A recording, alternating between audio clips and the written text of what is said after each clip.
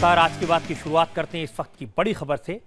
छत्तीसगढ़ में security forces ने एक बड़ा ऑपरेशन किया है और इस बड़े ऑपरेशन में करीब 20 नक्सली मारे गए हैं। सीआरपीएफ के cobra commando, special task force, district reserve group और छत्तीसगढ़ पुलिस के जवान इस जॉइंट ऑपरेशन में शामिल थे। नक्सलियों के साथ एनकाउंटर बीजापुर और सुकमा जिले के बॉर्डर पर हुआ। सीआरपीएफ ने बताया है कि ऑपरेशन 3 दिन से चल रहा था। 13 मई और 14 मई की रात मेजर एनकाउंटर हुआ था जिसमें नक्सली मारे गए। सीआरपीएफ के मुताबिक एनकाउंटर के वक्त 150 से ज्यादा नक्सली जंगल में मौजूद थे और लगातार सीआरपीएफ के जवानों पर गोलीबारी कर रहे थे। इस एनकाउंटर में एक जवान शहीद हुआ है जबकि एक जवान घायल है। एनकाउंटर में शामिल जवानों ने बताया कि नक्सली अपने साथ स्ट्रेचर लेकर आए थे।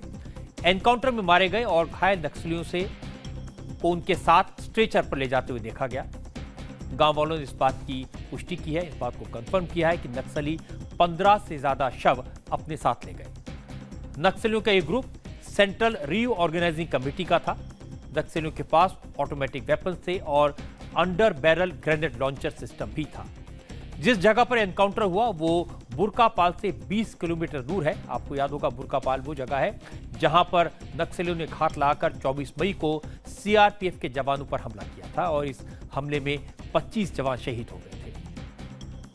इसलिए यह माना जा रहा है कि ये वही नक्सलियों का ग्रुप था जिन लोगों ने बुरकापाल में हमला किया था और पुलिस ने उन्हें मार गिराया।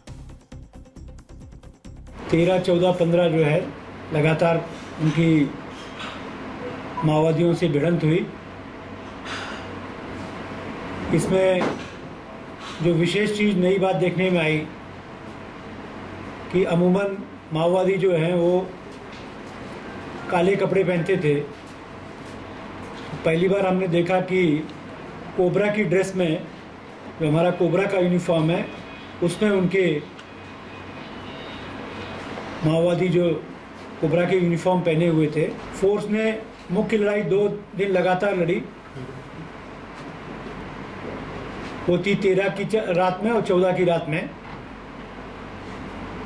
और करीब 15 से 20 माओवादियों का मारे गए। हमारे संवाददाता मनीष प्रसाद ने इस ऑपरेशन के बारे में पूरी डिटेल इकट्ठा की है। मनीष की रिपोर्ट देखकर आपको अंदाजा लगेगा कि ऑपरेशन कैसे हुआ। 24 मई को बुरकापाल में 25 जवान शहीद हुए थे। उस दौरान इन नक्सलियों ने ये हथियार लूटा था। जवाबी कार्रवाई में इनपुट्स के मुताबिक करीबन 15 से 20 नक्सलियों को सिक्योरिटी फोर्सेस ने मार गिराया। इस पूरे जॉइंट ऑपरेशन में छत्तीसगढ़ एसटीएफ, कोबरा की 204 बटालियन और डीआरजी शामिल थे। दरअसल इनपुट मिलने के बाद बीजापुर और सुकमा दोनों एरियाज को लॉक किया गया और फिर घेराबंदी करने के बाद इस ऑपरेशन को अंजाम दिया गया। एक बात बहुत महत्वपूर्ण है कि इस बार नक्सली गोंडी भाषा का इस्तेमाल नहीं कर रहे थे। वो तमिल और हिंदी भाषा में आपस में बात कर रहे थे। इससे बात साफ होता है कि वो आसपास के इलाकों के नहीं थे। लोकल सपोर्ट इस बार उनको हासिल नहीं था और इस पूरे ऑपरेशन में चारों तरफ से घेराबंदी करने के बाद यूएवी का भी पूरा इस्तेमाल किया गया। कल सरकार के 3 साल पूरे होने पर इंडिया टीवी संवाद में मैंने होम मिनिस्टर राजनाथ सिंह से पूछा था कि नक्सलवादियों पर लगाम कैसे लगेगी, कब लगेगी, उनके खिलाफ एक्शन कब होगा। राजनाथ सिंह ने कहा था एक्शन जल्दी होगा और दिखाई भी देगा, लेकिन मैं आपको इस वक्त बता नहीं सकता। होम मिनिस्टर के टोन से, उनके भाव से भरोसा पैदा हुआ था कि सिक्योरिटी फोर्सेज ने एक्शन का प्लान बनाया हुआ है और आज साबित हुआ कि जिस समय राजनाथ सिंह हमसे बात कर रहे थे एक्शन जारी था। वो इसको शेयर नहीं कर सकते थे, लेकिन आज ये लगा कि जो उन्होंने कहा वो सही था। अब आपको लालू यादव और पी चिदम्बरम की नई मुश्किल के बारे में बताता हूं। ये समझाने की कोशिश करेंगे कि लालू और चिदम्बरम दिन भर कैमरे के सामने आने से क्यों बचते रहे। पहले लालू यादव की बात करते हैं। इनकम टैक्स डिपार्टमेंट को ऐसे सबूत मिले जिनसे लगता है कि लालू यादव और उनके परिवार की संपत्ति 1000 करोड़ तक की हो सकती है। 1000 करोड़। ज्यादातर प्रॉपर्टी बेनामी है। इसी सिलसिले में आज इनकम टैक्स डिपार्टमेंट के अफसरों ने दिल्ली, गुड़गांव और रेवाड़ी में 22 जगहों पर रेड की। रेड में पुलिस के साथ इनकम टैक्स के 100 अफसर शामिल थे। दिल्ली के न्यू फ्रेंड्स कॉलोनी, सैनिक फार्म, यहां पर जो प्रॉपर्टीज थी उनके प्रमाइसेस को सर्च किया गया, जबकि बिजवासन में भी एक लैंड डील की जांच की गई। लालू यादव के साथ राष्ट्रीय जनता दल के member of parliament Premchand Gupta के 2 बेटों के घर पर भी रेड्स की गई। कुछ और व्यापारियों के घर पर भी छापेमारी हुई। पता ये चला कि इनकम टैक्स को इन रेड्स में कई इंपॉर्टेंट डॉक्यूमेंट्स हाथ लगे हैं। आज इंडिया टीवी के संवाददाता उन इलाकों में पहुंचे जिन जगहों पर रेड हुई, जहां इनकम टैक्स के लोगों ने पुलिस के साथ मिलकर छापे मारे। कुछ अहम किरदारों का पता चला है जिनको फ्रंट बना करके लालू यादव इन संपत्तियों का कारोबार करते थे। दिल्ली के कोचर ग्रुप का पता चला है। अजय कोचर, विनय कोचर और विजय कोचर, ये 3 कोचर बंधु हैं जो लालू यादव के परिवार से इस मामले में जुड़े हुए हैं और इनका पटना से लेकर दिल्ली तक पूरा कारोबार फैला हुआ है, जिसमें लालू यादव के परिवार का भी कनेक्शन पाया गया। इसके अलावा पीसी गुप्ता यानी कि प्रेमचंद्र गुप्ता जो लालू यादव के बेहद करीबी हैं, पूर्व कैबिनेट मंत्री रह चुके हैं। पीसी गुप्ता के साथ भी उनके 2 बेटे हैं, गौरव गुप्ता और मयूर गुप्ता। उनकी कंपनियों के साथ भी लालू यादव का यही बेनामी कनेक्शन पाया गया है। मदोहरी रियल एस्टेट से लेकर के प्रॉस्पर रियल एस्टेट और आईएसटी स्टील जैसी कंपनियों से ये बेटे जुड़े रहे हैं। आईएसटी स्टील के साथ में कोल ब्लॉक आवंटन के मामले में भी घोटाले का मामला जुड़ा था, ये भी कनेक्शन है। सीबीआई इसकी भी तफ्तीश कर रही है। और एक नाम है अंकित कात्याल का, जिसके लिए न्यू फ्रेंड्स कॉलोनी में छापा मारा गया है। ये सारे नाम जो हैं ये फ्रंट की तरह सीबीआई को छानबीन मिले हैं। यानी फ्रंट का आशय ये हुआ कि ये लालू यादव को फायदा पहुंचाने के लिए काम करते थे। सामने चेहरा इनका रहता था, लेकिन इसका जो फायदा है वो सीधे तौर पर लालू यादव और उनके परिवार को पहुंचता था। जो तथ्य सामने आए हैं उससे ये बात सामने आती है। असल में सुशील मोदी जो बिहार में बीजेपी के लीडर हैं, 2 महीने से लगातार लालू यादव की बेनामी प्रॉपर्टीज को लेकर इल्जाम लगा रहे थे, मीडिया से बात कर रहे थे। उन्होंने कई संपत्तियों की डिटेल्स पब्लिक की थी। इनमें न्यू फ्रेंड्स कॉलोनी के घर का जिक्र भी था। आज यहां भी रेड हुई। सुशील मोदी कह रहे थे कि लालू ने शेल कंपनियां बनाई, उनके जरिए प्रॉपर्टी की खरीद फरोख्त की, हवाला कारोबारियों से मिलकर प्रॉपर्टी तैयार करवाई, ब्लैक को व्हाइट किया, सस्ते दामों में बेनामी प्रॉपर्टी खरीदी और फिर अपने परिवार के सदस्यों के नाम कर दिया। लेकिन इन सारी बातों को लोगों ने यकीन नहीं किया था। लालू यादव ने बिल्कुल गलत बताया था। दिल्ली के बेहद पॉश इलाके न्यू फ्रेंड्स कॉलोनी में आज इनकम टैक्स विभाग ने लालू प्रसाद यादव की बेनामी प्रॉपर्टी पर रेड की। इस रेड के दौरान कई चौंकाने वाली बातें सामने आई। पता चला है कि न्यू फ्रेंड्स कॉलोनी इलाके में लालू प्रसाद यादव के छोटे बेटे और बिहार के डिप्टी सीएम तेजस्वी यादव का आलीशान मकान है।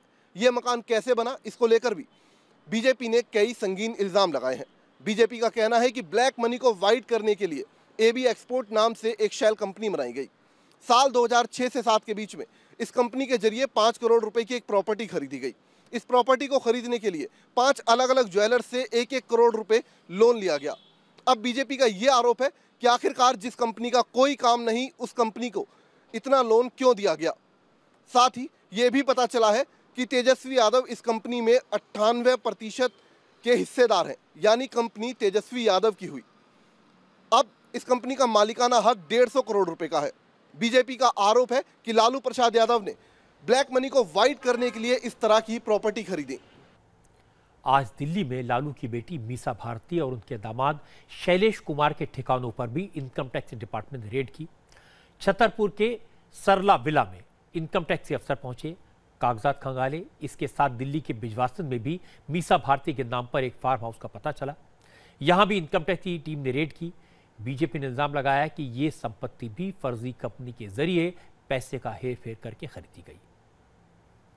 बिजवासन फार्म हाउस को लेकर भी बीजेपी ने बड़े सवाल उठाए हैं। बीजेपी का इल्जाम है कि मिशेल पैकर्स नाम की कंपनी के जरिए लालू प्रसाद यादव ने काले धन को ठिकाने लगाने का काम किया था। दरअसल 2002 में लालू की बेटी मीसा भारती ने 1 लाख रुपए से मिशेल पैकर्स नाम की कंपनी को शुरू किया था, लेकिन 4 साल बाद ही इसे बंद कर दिया गया। अचानक से 2008 और 9 में इस कंपनी को अननोन पर्सन्स की तरफ से 48 लाख रुपए का लोन दिया जाता है और यहीं से सारा खेल शुरू होता है। हवाला ऑपरेटर इस कंपनी के शेयर को ऊंची कीमत पर खरीदते हैं। 10 रुपए के शेयर के 100 रुपए दिए जाते हैं और इस तरह से मीसा भारती को 1 करोड़ 20 लाख रुपए मिलते हैं। लेकिन ठीक 11 महीने के भीतर मीसा भारती वापस इस कंपनी के शेयर को 10 रुपए में खरीद लेती हैं और इस तरह से बीजेपी का आरोप है कि मीसा भारती ने 1 करोड़ 20 लाख रुपए के काले धन को सफेद किया है, जिस पैसे से बिजवासन के पालम में 26 नंबर फार्म हाउस खरीदा गया, जिसकी कीमत आज की तारीख में 50 करोड़ रुपए से भी ज्यादा है। एजेंसियों को शक तो यह है कि दिल्ली के सैनिक फार्म में भी लालू की बेटी मीसा के नाम से प्रॉपर्टी खरीदी गई और जो प्रॉपर्टी खरीदी गई उसमें गड़बड़ हो सकती है, ये बेनामी हो सकती है। इस प्रॉपर्टी को लेकर इसी तरह की इंफॉर्मेशन इनकम टैक्स डिपार्टमेंट को दी गई। बीजेपी का इल्जाम है कि एक और हवाला ऑपरेटर विवेक नागपाल के जरिए लालू यादव ने ब्लैक मनी को व्हाइट किया और सस्ते दाम पर प्रॉपर्टी खरीदी। मीसा भारती ने KHK होल्डिंग प्राइवेट लिमिटेड नाम की एक कंपनी को 1 लाख रुपए में खरीदा। कंपनी के मालिक विवेक नागपाल ने 10,500 शेयर मीसा भारती को ट्रांसफर कर दिए, लेकिन 1 लाख रुपए में खरीदी गई इसी कंपनी के जरिए 2011-12 में दिल्ली के सैनिक फार्म में 42,33,000 की रेसिडेंशियल प्रॉपर्टी खरीदी गई। फिर 1 साल बाद 2012-13 में सैनिक फार्म में ही 1,78,00,000 की जमीन खरीदी गई। कुल मिलाकर 2 बीघा 8 हिस्सा जमीन खरीदी गई। लेकिन बाद में इस कंपनी के बारे में ये पता चला कि इस कंपनी का ना कोई टर्नओवर है, ना कोई व्यवसाय है और ना कोई कर्मचारी। बावजूद इस कंपनी को 2010 में 23 करोड़ का लोन दिया गया। आज मीसा भारती इस कंपनी की डायरेक्टर हैं। उनके पति शैलेश के नाम भी 100 शेयर हैं। बीजेपी ने सवाल उठाया है कि आखिर मीसा के नाम कंपनी क्यों की गई, और साथ ही साथ ये भी सवाल उठाया है कि आखिर 23 करोड़ का लोन बंद कंपनी को क्यों दिया गया। दरअसल सुशील मोदी ने लालू की बेनामी प्रॉपर्टी को लेकर जो डॉक्यूमेंट सामने रखे थे, लगातार इल्जाम लगाए थे, लालू की करप्शन की बात की थी। आज इनकम टैक्स की रेड के बाद सुशील मोदी फिर बोले। उन्होंने कहा कि अब लालू बच नहीं सकते, लालू के जमीन घोटालों की फाइलें खुल चुकी हैं। जो खुलासे हुए वो दस्तावेज, सबूत और तथ्यों पर आधारित, इसको लालू यादव भी नकार नहीं पाए। कितनी साथ लिया तो एक ही बात करते रहे कि मुझे फंसाया जा रहा है। तो लालू यादव आज सामाजिक न्याय की आड़, सामाजिक न्याय के पीछे छिपने का प्रयास कर रहे हैं। करे कि दलित गरीब मैं उनसे मुझे तंग किया जा रहा, फंसाया जा रहा है। तो जिस दिन गरीबों का पैसा लूट कर संपत्ति खड़ा कर रहे थे, उस दिन तो उनको बिहार के गरीब ध्यान नहीं आया। आमतौर पर लालू पर कोई हमला होता है तो तुरंत जवाब देते हैं और तीखा जवाब देते हैं, करारा जवाब देते हैं। लेकिन आज सुशील मोदी ने इल्जाम लगाए, इनकम टैक्स से रेड की, लेकिन लालू यादव नहीं बोले। यहां तक कि उनके बेटे भी जो रिएक्ट करते हैं आमतौर पर खामोश रहे। लालू तो कैमरे के सामने ही नहीं आए, लेकिन रिपोर्टर्स ने लालू के बेटों को पकड़ा, उनसे सवाल पूछे, लेकिन जवाब कोई नहीं मिला। तेजस्वी जी, बैटरी का रेट पड़ा है जो 22 जगह पे, क्या कुछ कहेंगे? अरे हाथ सुनिए, क्या कुछ कहेंगे भाई? जो रेट पड़ा है, तेजस्वी जी क्या कहेंगे IT का जो रेट पड़ा है?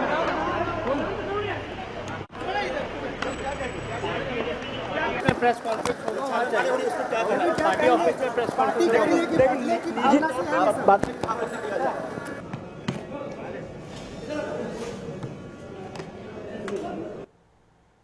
रिपोर्टर पूछते रहे कि 22 जगह रेट पड़ी है, आप कुछ कहेंगे? लेकिन लालू के बेटे कुछ नहीं बोले। Tejashwi Yadav deputy chief minister हैं, हर मामले में रिएक्ट करते हैं, लेकिन उन्होंने कुछ नहीं कहा। लालू के बड़े बेटे तेज प्रताप यादव बिहार के हेल्थ मिनिस्टर हैं, लेकिन आज उनकी तबीयत थोड़ी नासाज नजर आई। क्या कहेंगे? तेज प्रताप क्या कहेंगे? ये अलग अलग ठिकानों पे छापेमारी की बात आई है, खबर आई है। पार्टी ने कहा कि बदले की IT का रेट पड़ा है सर, IT का रेट 22 लाख रुपए IT का रेट पड़ा है।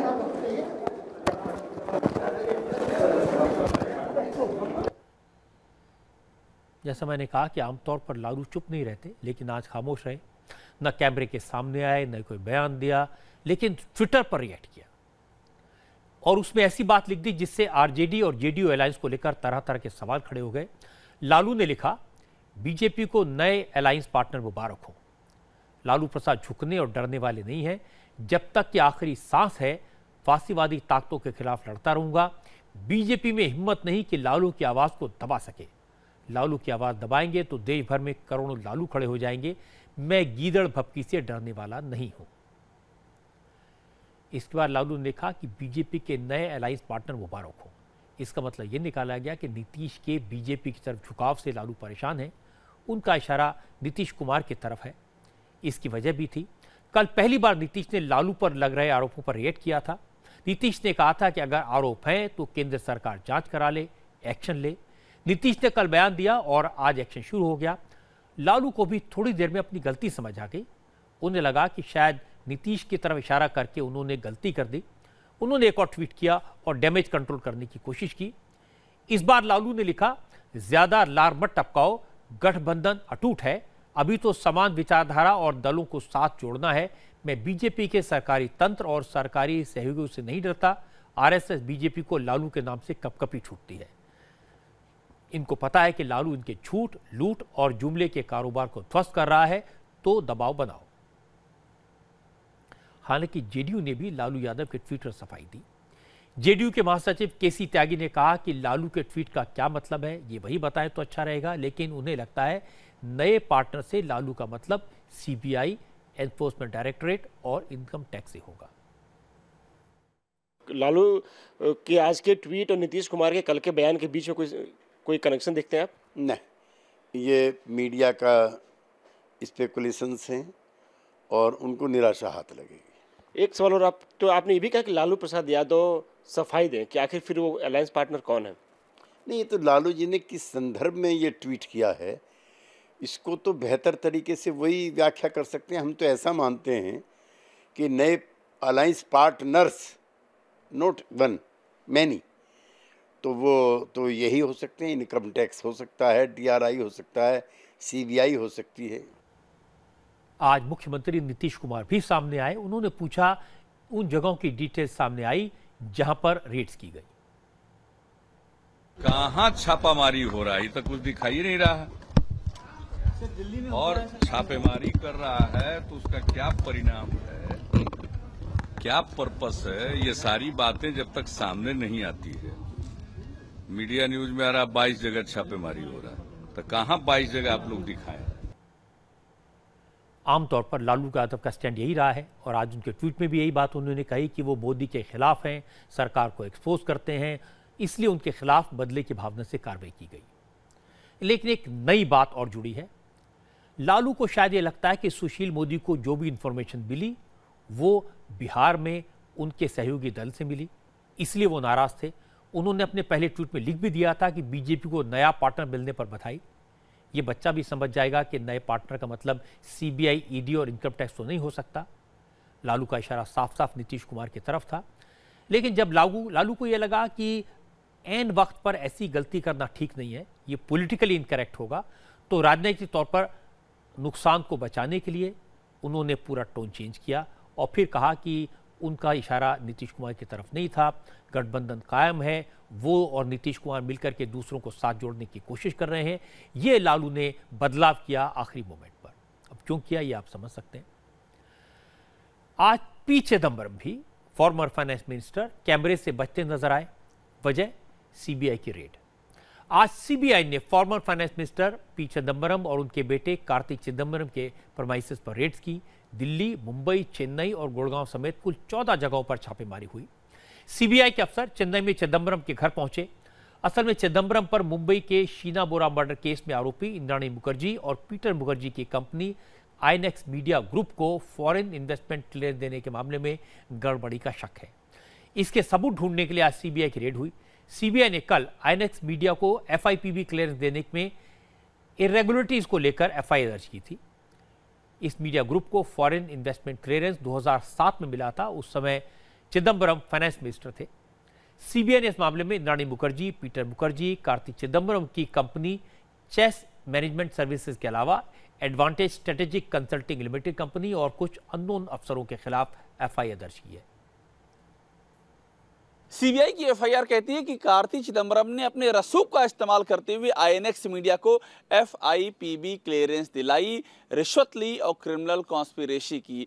10 लाख रुपए सीधे तौर पर एडवांटेज स्ट्रेटेजिक कंपनी के खाते में लिए गए और सीबीआई के एफआईआर में लिखा हुआ है कि इस कंपनी को कार्ति चिदम्बरम ही ऑपरेट करते थे। एफआईआर में यह लिखा हुआ है कि आईएनएक्स मीडिया को एफआईपीबी के जरिए 4.5 करोड़ रुपए का फॉरेन इन्वेस्टमेंट उठाने की मंजूरी थी, लेकिन इसकी जगह पर 305 करोड़ रुपए उठा लिए गए। जब ये मामला सामने आया तो इस मामले को निपटाने के लिए कार्ति चिदम्बरम की कंपनी का सहारा लिया गया और कार्ति चिदम्बरम के दबाव में एफआईपीबी के जो ऑफिशियल्स हैं उन्होंने इस पूरे मामले को क्लियरेंस की ओर वे ले गए और आखिरकार तत्कालीन वित्त मंत्री पी चिदम्बरम ने एफआईपीबी के प्रपोजल पर मंजूरी दे दी और आईएनएक्स मीडिया का रास्ता साफ हो गया।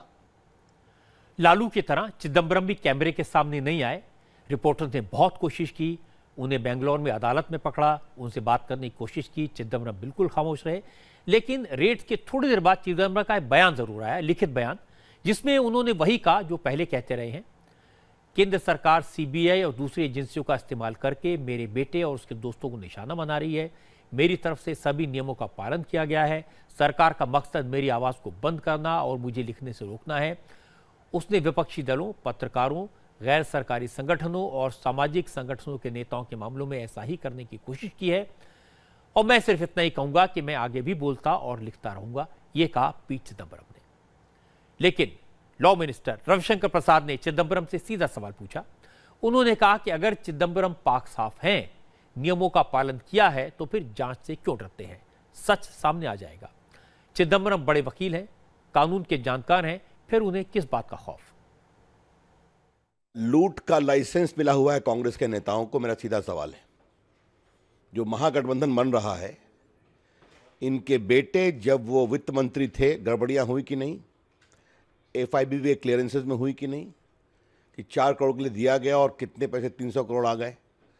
बाकी कंपनियां क्या क्या थी? ये तो हमारे सरकार के आने के पहले ही से ही उनके पुत्र की चर्चा होती रही है, आपको मालूम है, कई डील्स पे हुई है। तो मेरा बहुत सीधा सवाल है, क्या चिदंबरम साहब के वित्त मंत्री के रहते हुए उनके बेटे को लूट का लाइसेंस मिला हुआ था क्या? सीबीआई ने विस्तार से रखा है। एक न्यूज एजेंसी में जो इन्वेस्टमेंट आया उसकी भी चर्चा आई है। तो ईमानदारी से फेस करें, कानून सबके लिए है। और चिदंबरम साहब तो कानून जानते भी हैं, ऐसा मैंने सुना है, बड़े वकील हैं। जब से सीबीआई की रेड हो रही थी उस समय चिदंबरम बेंगलुरु में थे, हाई कोर्ट में थे। चिदंबरम कोर्ट से बाहर निकले, उनसे सवाल पूछे गए, रिएक्शन मांगा गया, लेकिन चिदंबरम बिना कुछ बोले निकल गए। So what are your reactions on, sir? Sir, once Anything you will say, sir? Sir, anything you would like to say, sir? Don't go.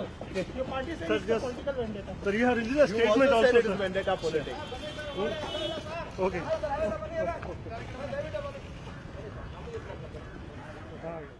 आपने देखा आमतौर पर बहुत तीखा बोलने वाले चिदंबरम आज खामोश थे, कुछ नहीं बोले। लेकिन आज सीबीआई ने जरूर बताया कि उन्हें कुछ हार्ड डिस्क और फाइल्स मिली हैं, जांच हो रही है, सच सामने आएगा। जिसने भी कानून का उल्लंघन किया है, लॉ वायलेट किया है, उसे बख्शा नहीं जाएगा। The searches are still underway. There are hard disks, there are mails, there are documents which are presently under scrutiny. We are conducting searches today. We are at the initial stages of investigation. As the evidence comes forth, as the facts come forth, we will definitely be examining and taking all action that is required as per law against those people against whom incriminating evidence comes to light. चूंकि चिदंबरम ने सरकार पर आरोप लगाए, बदले की भावना से कार्रवाई का इल्जाम लगाया, तो फाइनेंस मिनिस्टर अरुण जेटली बोले। अरुण जेटली ने कहा कि एक्शन तभी होता है जब कुछ सब्सटेंस होता है। अगर बड़े और रसूखदार लोग फर्जीवाड़ा करके प्रॉपर्टी बनाएंगे तो उन्हें जवाब देना ही होगा। Unless there is a substantial basis and a reason to suspect that either there is evasion or a crime has been committed, these departments don't act. Because ultimately, whatever action that is taken has to bear some results. Now, people in high positions acquiring assets through shell companies is not a small matter. And I think this is the day of reckoning has come for many. They'll all be accountable. अब चिदंबरम ये कहकर नहीं बच सकते कि क्योंकि वो सरकार के खिलाफ आर्टिकल लिखते हैं, आवाज उठाते हैं, इसलिए उनका मुंह बंद करने के लिए कार्रवाई हो रही है।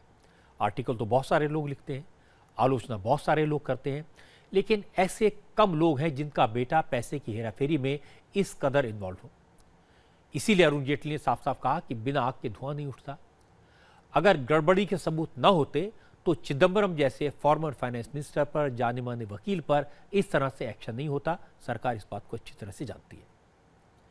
ब्लैक मनी और टैक्स चोरी के खिलाफ आज केंद्र सरकार ने एक और बड़ा कदम उठाया।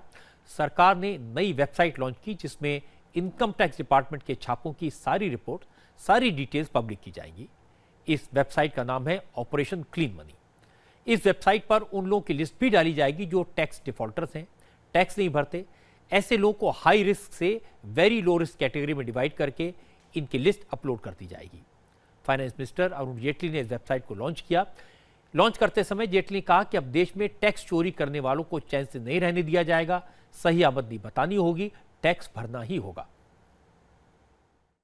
पोर्टल सीबीडीटी ने बनाया है, ये जो कंप्लायंट और ईमानदार टैक्स पेयर है उसकी और सुविधा के लिए एक कदम है। ये हर प्रकार की जानकारी और उसका फीडबैक और उसके साथ कम्युनिकेशन है।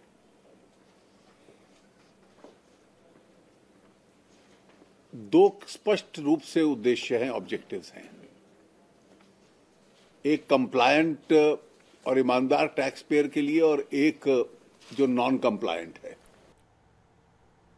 आज मुझे जेटली की बजट स्पीच की वो बात याद आई जिसमें उन्होंने बताया था कि देश में टैक्स भरने वालों की संख्या कितनी कम है।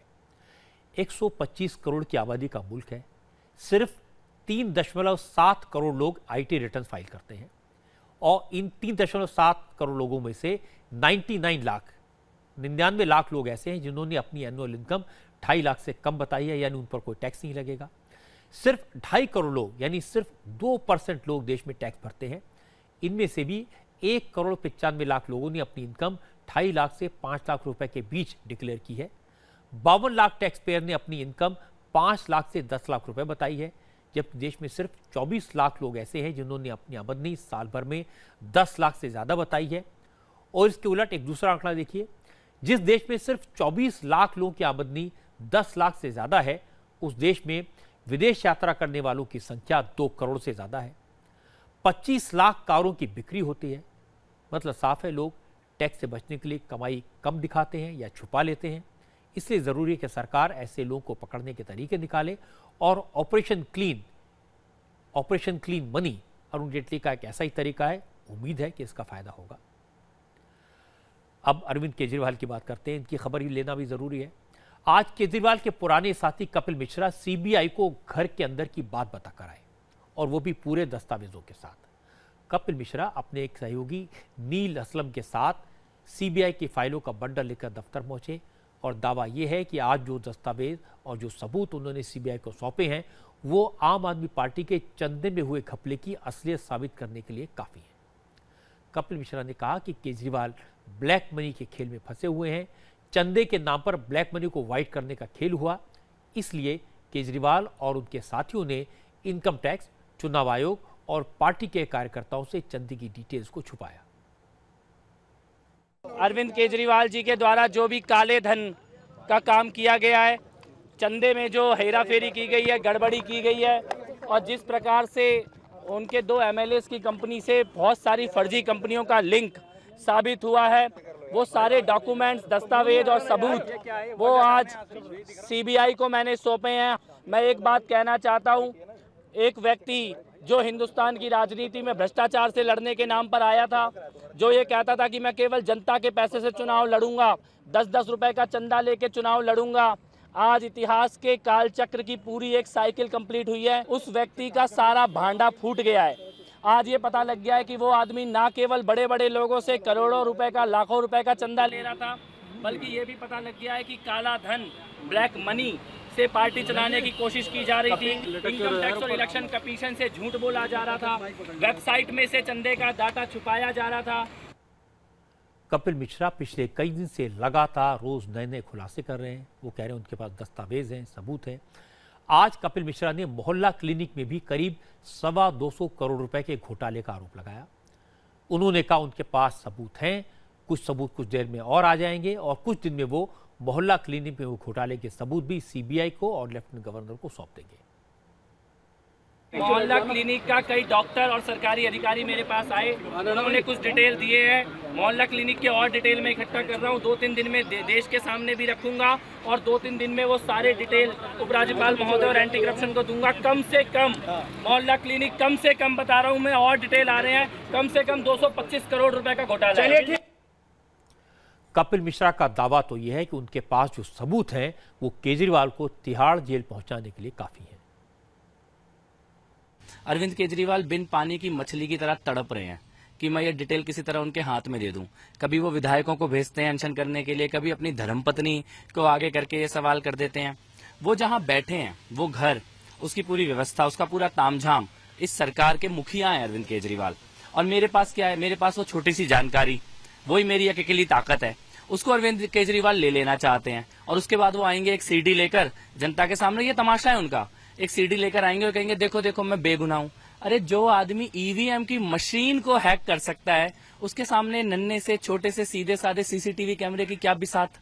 तो ये खेल रचा हुआ है उन्होंने, पूरी एक साजिश रची हुई है कि कपिल मिश्रा के मुंह से डिटेल निकलवाऊं, सीडी लाऊं और बोलूं देखो मैं बेगुनाह हूं, और उसके बाद बच के सारे सवालों से निकल के भाग जाऊं। उनके इस खेल में मैं फंसने वाला नहीं, मैं उनसे एक कदम ज्यादा तेज हूं। और इसीलिए मैं कह रहा हूं कि जांच एजेंसियों का सामना करो, कोर्ट की जांच का सामना करो। आज आपके सगे संबंधियों के ऊपर केस चल रहे हैं, आज आपके फर्जीवाड़े के सारे दस्तावेज, जो सबूत मैंने रख दिए उन पे क्यों नहीं बात कर रहे। तो अरविंद केजरीवाल का खेल खत्म हो चुका है, अब वो तिहाड़ जाने की तैयारी करें। एक पुरानी कहावत है कि गुरु गुड़ रह गया और चेला चीनी हो गया। ये कहावत केजरीवाल और कपिल मिश्रा पर बिल्कुल फिट बैठ रही है। आज चेला ने कहा कि वो गुरु से एक कदम आगे रहते हैं। इस बात में दम भी लगता है क्योंकि कपिल मिश्रा रोज केजरीवाल को चुनौती देते हैं, नए नए कागजात दिखाते हैं, सबूत दिखाते हैं, आरोप लगाते हैं, और केजरीवाल न मुंह दिखाने की हिम्मत जुटा पा रहे हैं न मुंह खोलने की। इसका मतलब ये कि कहीं गड़बड़ है, वरना केजरीवाल जो हर बात पर इतनी जल्दी रिएक्ट करते हैं वो मनमोहन सिंह से ज़्यादा खामोश हैं। ये आसान बात नहीं है, इसका मतलब कहीं ना कहीं कुछ गड़बड़ जरूर है। अब आपको राष्ट्रपति के इलेक्शन को लेकर चल रही सुगबुगाहट के बारे में बता दूं। राष्ट्रपति का चुनाव जुलाई में होना है, लेकिन विरोधी दलों ने अभी से तैयारी शुरू कर दी है। आज दिल्ली में ममता बनर्जी ने इस बारे में सोनिया गांधी से बात की। सोनिया गांधी के घर 10 जनपद पर जो मीटिंग हुई, इसमें राहुल गांधी भी मौजूद थे। मुलाकात के बाद ममता बनर्जी ने बताया कि सोनिया के साथ राष्ट्रपति के चुनाव पर बात हुई है। हालांकि उम्मीदवार कौन होगा इस पर चर्चा नहीं हुई है, लेकिन वो चाहती है कि राष्ट्रपति के चुनाव में पूरा विपक्ष मिलकर एक उम्मीदवार मैदान में उतारे और अपने उम्मीदवार को वो जिताएं। Today's important meeting, सोनिया जी मेरे साथ बात करने के लिए फोन किया था, तो हम लोगों ने चर्चा किया है, but we have discussed in details very important matter regarding politics and the president both, election both. In political matters, some political vendetta is going on. Even we are sorry what is going on from today's morning also. That we discussed in details. कोई नाम पे कोई discussion नहीं हुआ, कोई चर्चा नहीं हुआ, लेकिन हमें एक चर्चा जरूर किया, राहुल भी थे मीटिंग में, हम लोग ये चर्चा जरूर किया कि हम लोग चाहते हैं ऑपोजिशन को आउट से सब टुगेदरली हम लोग एक कंसेंसस कैंडिडेट चाहते हैं जो देश के लिए बढ़िया होगा। देन नेक्स्ट वीक और within 10 days we can sit together again to decide a consensus candidate. Sonia Gandhi और ममता बनर्जी की मुलाकात से पश्चिम बंगाल के कांग्रेसी नेता थोड़े से परेशान हैं। पश्चिम बंगाल में कांग्रेस नेताओं और कार्यकर्ताओं के लिए काफ़ी असहज स्थिति है। इस मुलाकात से पहले पश्चिम बंगाल कांग्रेस के अध्यक्ष अधीर रंजन चौधरी ने सोनिया गांधी को चिट्ठी लिखी। इस चिट्ठी में चौधरी ने क्या लिखा, ये आपको बताते हैं। मैं समझता हूं कि मुख्यमंत्री ममता बनर्जी राष्ट्रपति चुनाव पर चर्चा के लिए आपसे मिल रही हैं। यह काफी अहम है कि आरएसएस और बीजेपी उम्मीदवार का मुकाबला करने के लिए राष्ट्रीय स्तर पर सभी पार्टियों का समर्थन जुटाया जाए। लेकिन यह भी जरूरी है कि हम लोकतंत्र और पारदर्शिता को लेकर अपने कमिटमेंट से बंधे रहें। आपके नेतृत्व और गाइडेंस में कांग्रेस कार्यकर्ता लोकतंत्र और सेक्युलरिज्म को लेकर टीएमसी और बीजेपी के खिलाफ लड़ाई लड़ रहे हैं। हाल ही में हुए उपचुनाव के नतीजे आंखें खोलने वाले हैं। टीएमसी से किसी भी तरह का रिश्ता बंगाल में कांग्रेस को खत्म कर देगा। टीएमसी ने हमारे नेताओं को तोड़ा, उन्हें झूठे मामलों में जेल में डाला। ऐसे में अगर हम टीएमसी के साथ जाते हैं तो बीजेपी हमारा सारा वोट बैंक खा जाएगी। लगता है कि लोकल लेवल पर जो भी कुछ हो, नेशनल लेवल पर सोनिया गांधी, नीतीश कुमार, लालू यादव और ममता बनर्जी मिलकर कोई ना कोई फैसला करेंगे। इनका उम्मीदवार कौन होगा इसके भी संकेत मिले। आज रात 10:30 बजे ममता बनर्जी राष्ट्रपति प्रणब मुखर्जी से मिलेंगी, इस बात के संकेत मिले हैं। और इससे अंदाजा लगता है कि प्रणब मुखर्जी इस पूरे लोगों का कैंडिडेट भी बन सकते हैं, पूरे विपक्ष का ज्वाइंट कैंडिडेट बन सकते हैं। हालांकि प्रणब मुखर्जी विपक्ष की तरफ से लड़ेंगे या नहीं लड़ेंगे, इस पर सोचने वाली बात है, वो क्या फैसला करते हैं। नीतीश कुमार ने सबसे पहले प्रणब मुखर्जी का नाम लिया था और आपको ध्यान होगा पिछली बार भी जब राष्ट्रपति का चुनाव हुआ था तो ममता बनर्जी ने ही प्रणब मुखर्जी का नाम आगे बढ़ाया था। अब प्रणब मुखर्जी को, नीतीश कुमार को, लालू यादव को इस बात का इंतजार है कि सोनिया गांधी प्रणब मुखर्जी के नाम पर राजी होती हैं या नहीं। सुप्रीम कोर्ट में 3 तलाक पर सुनवाई आज चौथे दिन भी जारी रही। सुनवाई के दौरान कपिल सिब्बल ने आज एक ऐसी दलील दी जिसकी चर्चा पूरे देश में हुई। Kapil Sibal all India Muslim personal law board के वकील हैं। उन्होंने बोर्ड की तरफ से अदालत में दलील दी कि जैसे हिंदुओं के लिए अयोध्या में राम मंदिर आस्था से जुड़ा मुद्दा है, वैसे ही मुसलमानों के लिए ट्रिपल तलाक भी आस्था से जुड़ा मुद्दा है। इसके पीछे सिब्बल की दलील यह है कि ट्रिपल तलाक की प्रथा 637 ईस्वी से चल रही है, यानी 1400 साल से प्रचलित है। यह आस्था का मामला है, इसलिए ट्रिपल तलाक पर संवैधानिक नैतिकता और समानता का सवाल खड़ा नहीं किया जा सकता। कपिल सिब्बल ने सुप्रीम कोर्ट के chief justice J S Kher की अध्यक्षता वाली 5 जजों की बेंच के सामने कहा, अगर मैं ये मानता हूं कि भगवान राम अयोध्या में पैदा हुए तो मेरी आस्था का मामला है और इसलिए इसमें संवैधानिक नैतिकता का कोई सवाल ही नहीं है। कपिल सिब्बल ने कहा कि ट्रिपल तलाक का जिक्र हदीस में भी है जो पैगंबर मोहम्मद साहब के वक्त से चला आ रहा है। कपिल सिब्बल ने कोर्ट में कहा कि जन्म, विवाह, तलाक, मृत्यु, संपत्ति ये सारे मामले परिवार और सामाजिक मान्यताओं के आधार पर तय किए जाते हैं। मान्यताओं को संविधान की कसौटी पर नहीं रखा जा सकता। कपिल सिब्बल की ट्रिपल तलाक पर सुप्रीम कोर्ट के अंदर दी गई दलील से कांग्रेस ने किनारा कर लिया। सुरजेवाला ने यह कहा कि अदालत इसमें फैसला करेगी। कपिल सिब्बल ने अदालत में जो कहा वो अपने क्लाइंट के वकील के तौर पर कहा, इसमें पार्टी का कोई लेना देना नहीं।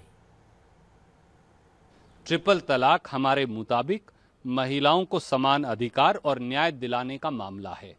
ट्रिपल तलाक हमारे संविधान में जो महिला और पुरुष की बराबरी का अधिकार दिया गया है उसके आधार पर इसको आंका जाना चाहिए। SMS, ईमेल, व्हाट्सएप इत्यादि से दिया गया ट्रिपल तलाक की कोई मान्यता नहीं। 3 शब्द बोलकर भी आप शादी के पवित्र बंधन से छुटकारा नहीं ले सकते, ना ऐसा शरीयत में लिखा और ना पवित्र कुरान में। इसलिए हमें उम्मीद है कि सुप्रीम कोर्ट महिलाओं के अधिकारों की सुरक्षा करेगा और संविधान में जो मुस्लिम महिला हो या हिंदू महिला हो, महिलाओं को जो गारंटी है, बराबरी का दर्जा है, वो अपहोल्ड होगा और उसके अनुरूप कानून की व्याख्या की जाएगी। अगर कोई व्यक्ति विशेष किसी मौकिल के वकील के तौर पर कहता है तो उसका पार्टी के स्टैंड से जोड़कर उसे नहीं देखा जा सकता। अगर कोई प्रथा बुरी है, चाहे कितने साल से चल रही, उससे हटाना जरूरी है। सती प्रथा हजारों साल पुरानी परंपरा थी। छुआछूत हजारों साल से चला आ रहा था। मंदिरों में दलितों का प्रवेश सैकड़ों साल से वर्जित था। तो क्या इन सारी सामाजिक बुराइयों को सिर्फ इसलिए जारी रहने दिया जाता कि वो हजारों साल से चली आ रही थी? इन कुप्रथाओं को बंद किया गया, उनके खिलाफ आंदोलन हुआ, लोगों को समझाया गया। इसलिए यह तर्क तो बेमानी है कि ट्रिपल तलाक 1400 साल से चला आ रहा है, इसलिए उसे जारी रहने दिया जाए। सवाल यह, अगर ये कुप्रथा है, अगर ये गलत है तो इस पर रोक लगनी चाहिए, वो चाहे अदालत के जरिए लगे या कानून के जरिए। अब उत्तर प्रदेश की खबर लेते हैं। उत्तर प्रदेश में अब विरोधी दल लॉ एंड ऑर्डर को मुद्दा बनाने की कोशिश कर रहे हैं। योगी ने हर सवाल का जवाब दिया। मथुरा में सोमवार को देर रात एक ज्वेलरी शॉप में घुसकर कुछ बदमाशों ने फायरिंग की थी। इस फायरिंग में 2 व्यापारियों की मौत हुई थी, जबकि 2 लोग घायल हुए थे। अपराधी ज्वेलरी शॉप से 8 किलो सोना लूटकर ले गए। ये मुद्दा आज असेंबली में उठा। योगी ने कहा कि मथुरा में अपराधी जल्दी पकड़े जाएंगे। सहारनपुर में जो हिंसा हुई उसमें भी अपराधियों की पहचान हो गई है। इनमें एक MLA का नाम भी आया है। सिर्फ 60 दिन भी नहीं हुए योगी की सरकार को, लेकिन योगी आदित्यनाथ मेहनत करते दिखाई देते हैं, इरादे नेक दिखाई देते हैं। उनके फैसलों से उत्तर प्रदेश के लोगों में भरोसा पैदा हुआ है। लेकिन यह भी सच है कि पिछले 2 हफ्तों में सहारनपुर, संभल, अलीगढ़ और मथुरा में जिस तरह की खबरें आई, उनसे विरोधियों को मौका मिला। अच्छी बात है कि चीफ मिनिस्टर ने विधानसभा में खड़े होकर बताया कि सहारनपुर में हिंसा की जांच में जिसके नाम सामने आए उसके खिलाफ एक्शन होगा। मथुरा में हुई घटना पर पुलिस ने क्या किया, इसका मतलब है कि कोई मामला अननोटिस नहीं है, एक्शन हो रहा है और चीफ मिनिस्टर ने किसी मामले को टालने की कोशिश नहीं की। थोड़ी देर बाद आपको बताएंगे आज की अच्छी खबर। आपको दिखाएंगे एक ऐसे शहर की तस्वीर जिससे देश के बाकी शहरों को सीखने की जरूरत है।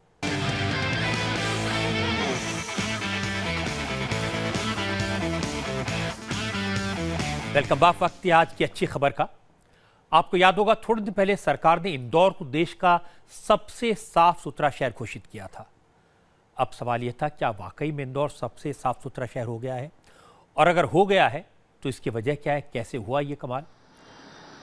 हमारी टीम ग्राउंड लेवल पर गई और जाकर देखा तो पता चला कि इंदौर को साफ करने में वहां के नगर निगम के साथ साथ इंदौर की जनता ने, वहां के लोगों ने बड़ी भूमिका अदा की है।